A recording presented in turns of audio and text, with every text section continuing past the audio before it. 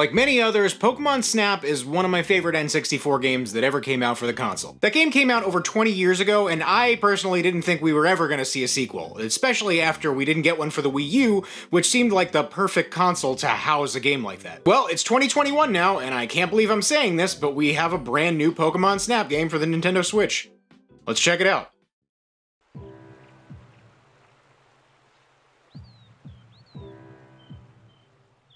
Back in 1999, we got the first 3D Pokemon game to come out in the US, as well as the first Pokemon game on a home console. Now, before you start typing in the comments, yes, Stadium technically came out a few months prior, and even Hey You Pikachu was released months before that. But like I said, Pokemon Snap was the first to be released in the US. Back then, the release dates were all over the place. Sometimes we'd get games literal years after they came out, so video game localization was kind of a roll of the dice back in the 90s and the early 2000s, but I digress. I myself was super excited to get my hands on an actual 3D Pokemon game, and the prospect of that had me eager to get to play it. When I finally realized what it actually was, though, I was extremely disappointed and also confused. A game about catching monsters, training them, and battling them had been turned into some weird game about taking pictures. My 10-year-old self was totally put off by this. This was until I actually played it.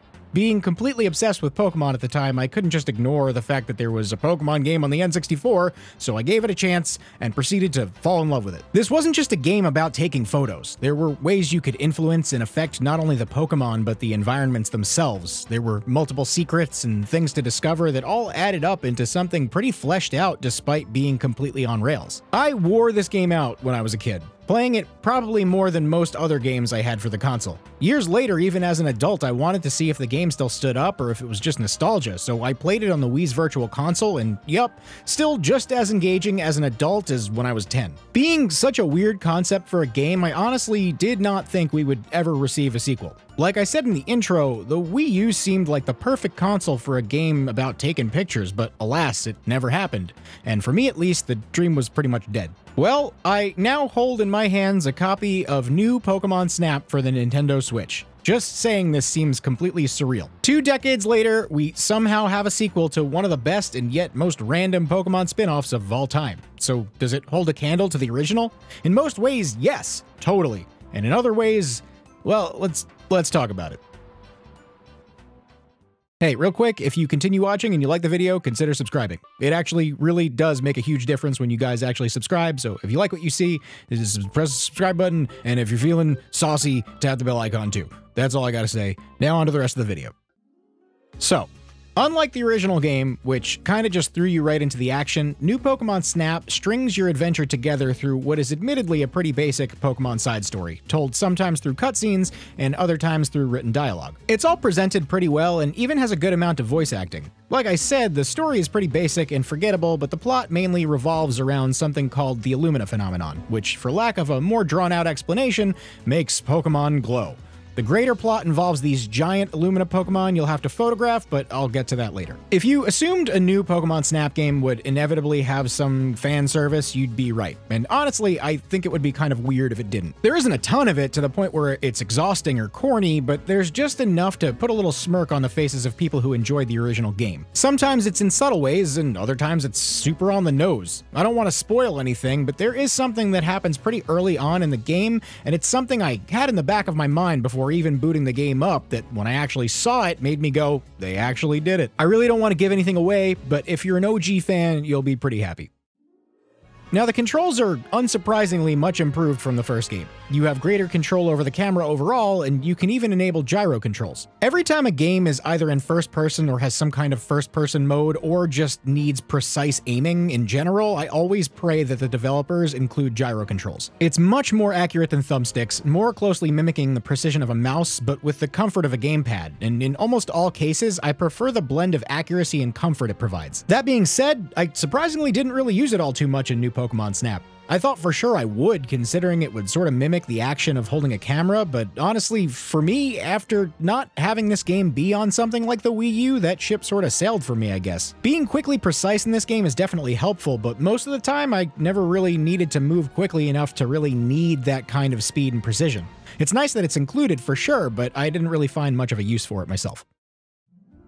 So the stages this time around aren't only more plentiful, but most stages have both a day and night variant where you can find not only new poses and behavior for some of the Pokemon in the area, but often a bunch of Pokemon exclusive to either day or night. It puts a new spin on stages you've already been through and often makes them feel like a new stage entirely. A good number of stages also have alternate paths you can unlock to once again find some Pokemon possibly performing actions not seen in the main path. All of these behaviors and poses are important too because of the way progression is handled, but I'll get to that in a minute. This time around, there's even a few optional stages that are unlocked through progression, though it was a little disappointing that more of these weren't included as secret stages that required something more than just basic game progress. Still though, this game is quite a great deal larger than the original, and this is due to both the inclusion of more stages and also, well, padding.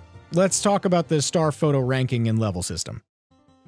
So to touch on the level system quickly, as you rack up points from the photos you take, there's a leveling system for each stage in the game. The more points you rack up, the more experience you get and the higher your level is. Main game progression is only gated behind the need to get to level 2, but as your level increases and you revisit stages, the Pokemon will become more familiar with you, allowing you to take better and more unique photos. The reason unique photos are important, though, is due to the star ranking system, which in my opinion is both a strength and a weakness of this game as a whole. This time around, getting a photo of each Pokemon isn't just a matter of snapping a photo to earn the most points. That concept is still present, but in new Pokemon Snap, there's 4 possible star rankings a photo can get, which all correlate to a Pokemon's behavior. A 1-star is for a regular run-of-the-mill photo. A 2-star is usually for a common action like feeding a Pokemon fruit, and 3 and 4 are reserved for behavior that's rarer or more difficult to influence. Each different photo ranking is recorded separately for each Pokemon, so the entirety of your points isn't just a matter of snapping a photo of a Pokemon, but rather 4 unique ones.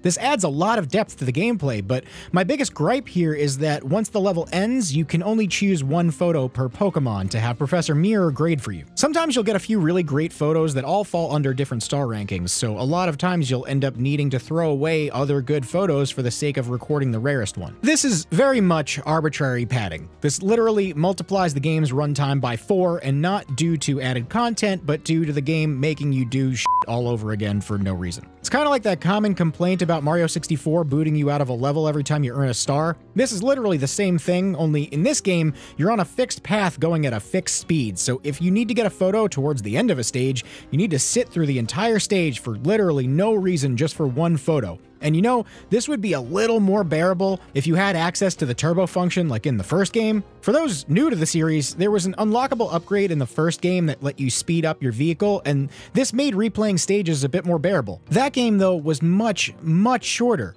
This game does have that same speed upgrade, but since you don't unlock it until almost the very end of the game, it makes almost no sense to hunt for the higher ranking photos during your initial playthrough. You're straight up better off just waiting until you've practically beaten the game. And even without going for those photos, there are still reasons the game will make you replay stages for normal progression, and I really can't see this as anything more than padding, and the fact that they keep the speed upgrade away from you till you're almost finished with the main game is just insane. Okay.